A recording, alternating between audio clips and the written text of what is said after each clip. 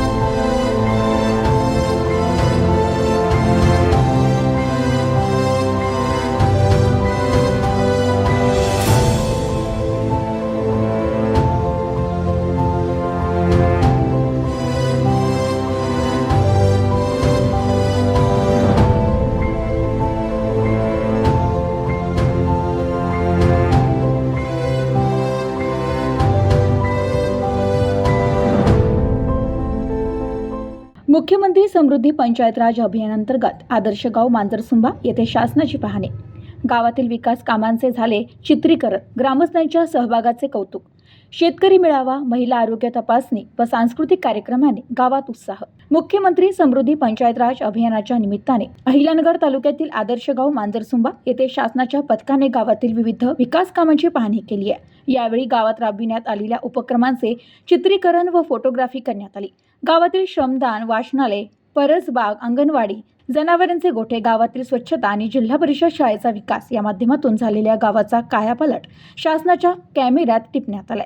मुख्यमंत्री पंचायत राज अभियानांतर्गत स्वच्छ, सुंदर आणि आत्मनिर्भर गावाचा आदर्श निर्माण करण्याचा जो निर्धार मांजरसुंबा ग्रामस्थांनी केलाय त्याचे राज्यस्तरावर सादरीकरण करण्यात येणार आहे। शासनाच्या या पाहणीमुळे गावातील सर्वसामान्य ग्रामस्थांमध्ये उत्साहाचे वातावरण निर्माण झालं।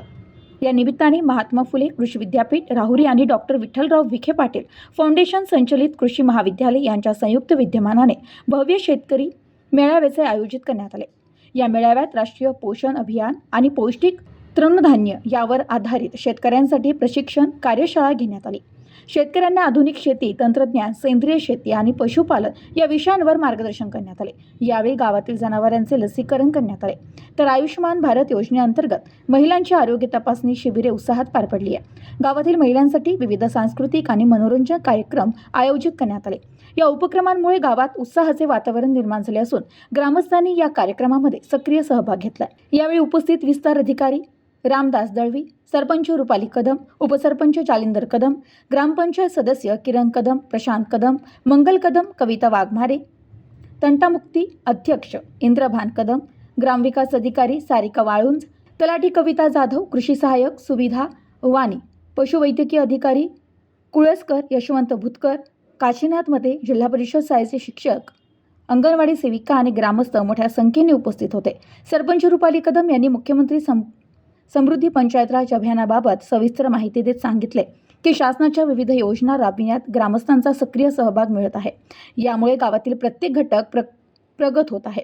तर उपसरपंच जालिंदर कदम म्हणाले की गेल्या 20 वर्षांपासून शासनाच्या माध्यमातून विविध उपक्रम राबविल्यामुळे मांजरसुंबा हे गाव आज आदर्श गाव म्हणून ओळखलं जात आहे।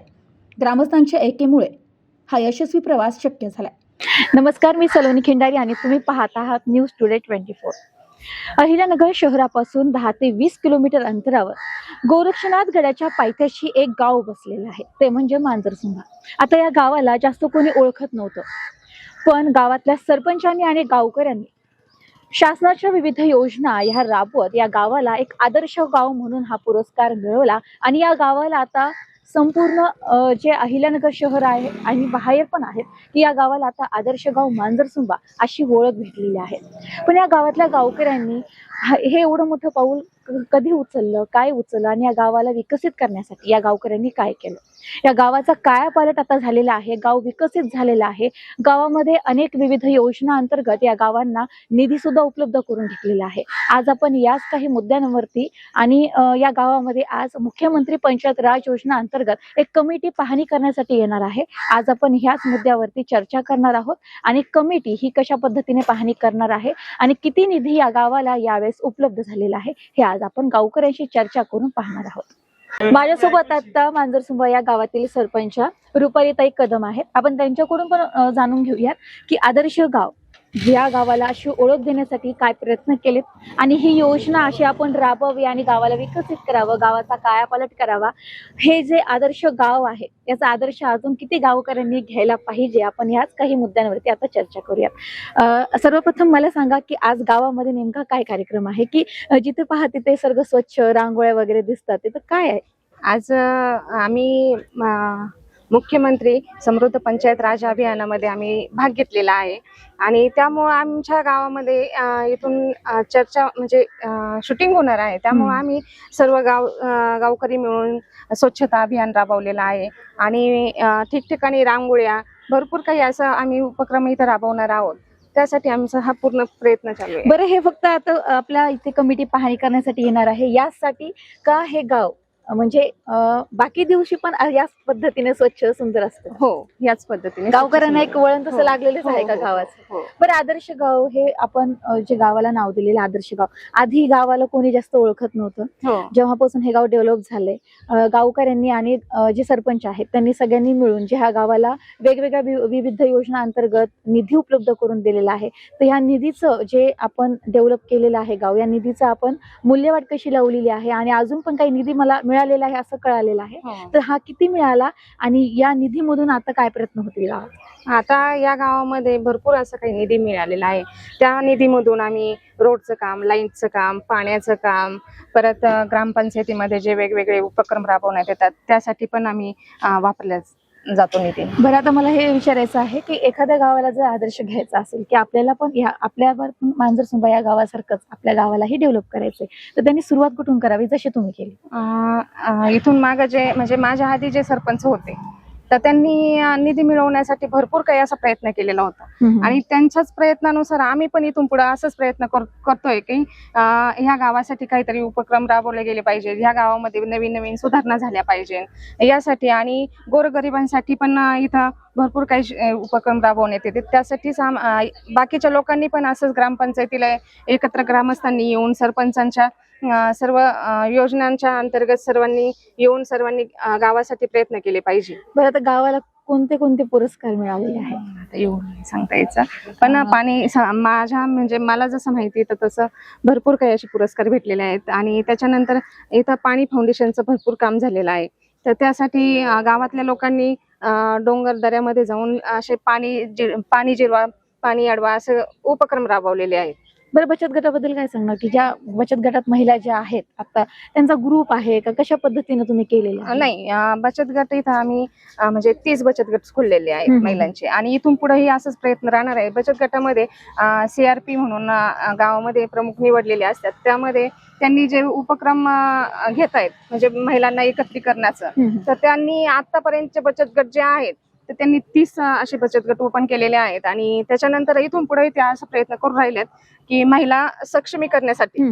तर त्यांनी पण असं 30 महिलांसाठी भरपूर काम केलेलं आहे आणि त्याच्यात लखपती दीदी अशा भरपूर योजना त्यांनी पण आणलेल्या आहेत आणि जे आपण बचत गटाच्या मार्फत जे आपण कर्ज देतो त्यामधून ज्या महिला असतात बचत गटाच्या त्यांनी आपले घरासाठी खूप काही असं प्रदर्शन वगैरे आहे का काय? हो, आहे प्रदर्शन म्हणजे घरगुती त्यांनी सेंद्रिय शेती म्हणजे असं केलेलं आहे. गट आहेत आमच्या गावामध्ये शेतकरी गट, सेंद्रिय शेतीचं असं आणि गांडूळ खत असं पूर्ण घरगुतीच उपाय त्यांनी शेतीत वापरलेले आहेत. बरं, आता ही जे गावामध्ये किती टक्के सेंद्रिय खताची शेती आहे आणि किती टक्के केमिकलची? तसं पूर्णपणे तर सेंद्रिय खत. म्हणजे पूर्ण गावकऱ्यांनी किंवा शेतकऱ्यांनी मिळून हे असं मिळून, ठरवलेलंच हो, आहे हो, की आपण केमिकल युक्त Chemical, शेती हा. करायची. माझ्यासोबत आता डोंगरगण येथील डॉक्टर आहेत, पण डोंगरगण म्हटल्यावर तो भाग आणि हा भाग म्हणजे मांजरसुंबा इथले जे काही नागरिक आहेत त्यांची पण जे काही आरोग्य सुविधा असते ते त्याच भागात येते. तर माझ्यासोबत आता डॉक्टर आहेत, आपण त्यांची ओळख त्यांच्याकडूनच जाणून घेऊयात. नमस्कार सर. नमस्कार. सर्वप्रथम आपलं नाव सांगा आणि काय काय कार्य आपण गावात करतो, शासकीय मार्फत काय काय योजना या गावात आलेल्या आहेत आरोग्याला धरून, काय सांगणार यावर? ओके. सर्वप्रथम मी माझी ओळख सांगतो. मी अशोक इंगळे, समुदाय आरोग्य अधिकारी, आयुष्मान आरोग्य मंदिर, डोंगरगण. तर डोंगरगण आणि मांजरसुंबा हे दोन्ही गावं आमच्याच उपकेंद्राअंतर्गत येतात.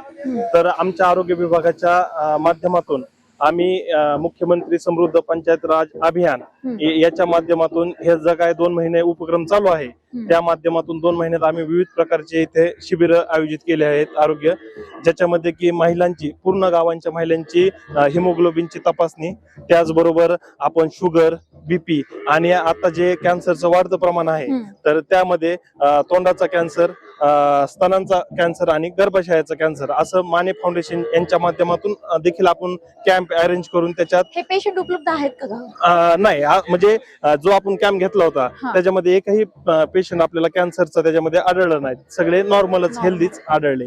त्याचबरोबर जे आपण अपंग आहेत गावातील एकूण 15 व्यक्ती अपंग आहेत, तर त्यांना 9 जणांना ऑलरेडी UID कार्ड होते, पण जे 6 लोकांना फक्त सर्टिफिकेट होतं, पण आता UID हे अनिवार्य केलेले आहे. तर त्या 6 लोकांना आपण जिल्हा हॉस्पिटल येथे नेऊन त्यांचा पार्ट A भरून त्यांना आपण UID कार्ड काढण्यास मदत केलेली आहे. शासनामार्फत आतापर्यंत अशा काही योजना तुम्हाला म्हणजे आवश्यक आहेत की त्या मिळाल्या पाहिजेत किंवा त्या मिळालेल्या आहेत?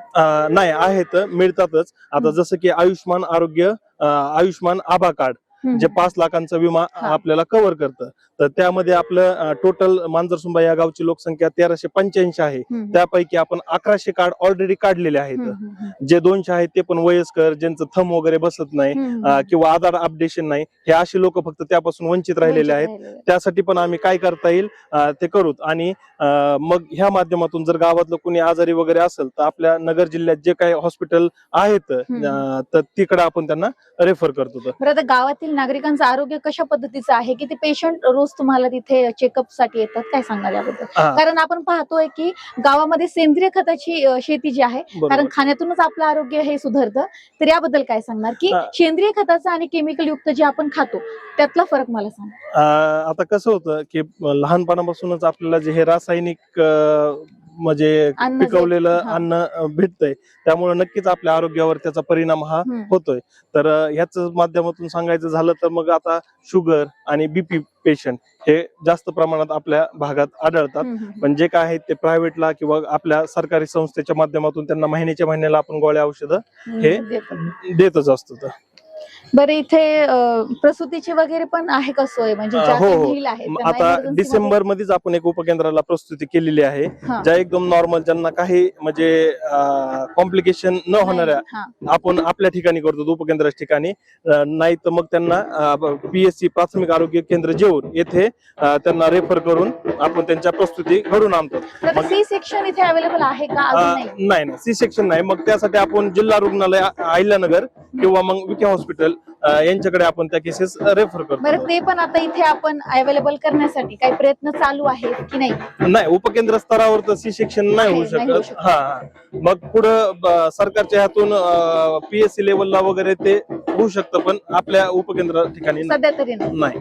आणि मग ह्याच आरोग्याच्या माध्यमातून आम्ही गरोदर माता, त्याच्यानंतर स्तनदा माता यांना आरोग्यविषयक सर्व सुख सुविधा देतो, ज्याच्यामध्ये त्यांची आम्ही नियमित महिन्याला तपासणी, जसं की HB ची तपासणी, शुगर, वजन त्या प्रमाणात वाढतंय नाही वाढत, ह्या अशा गोष्टी आम्ही महिन्याला तपासत असतो तज्ञ डॉक्टर. म्हणजे देखील शहरामध्ये पण आणि ग्रामीण भागामध्ये पण जे काही आरोग्य सुविधा आहेत त्या एकसारख्याच मिळाव्यात असा प्रयत्न या गावात होतोच. हो, नक्कीच. कारण की उपकेंद्राच्या माध्यमातून पण आम्ही 13 प्रकारच्या सर्व्हिसेस देत असतो. त्याच्यामुळे ते गरोदर माता, स्तनदा माता, लहान बालके, त्याचबरोबर पॅलिटिव्ह केअर, जे ओल्ड एज आहेत, एका जागेवर पडून आहेत त्यांच्यासाठी. त्यानंतर योगा सेशन आम्ही महिन्याला आयोजन करत असतो, लसीकरण सत्र, मेंटल रिलेटेड जे काही प्रॉब्लेम असतील त्यांना आम्ही काउन्सिलिंग करण्याचं काम करत असतो. देखील असं पाहायला गेलं तर गावकऱ्यांच्या आरोग्याची काळजी ते पुरेपूर घेतली जाते. हो, नक्कीच. आरोग्याला म्हणजे निरोगी आरोग्य कसं देता येईल याचा प्रयत्न हा. केला जातो. सर्वांसाठी निरोगी आरोग्य कसं देता येईल याचा आपण पुरेपूर प्रयत्न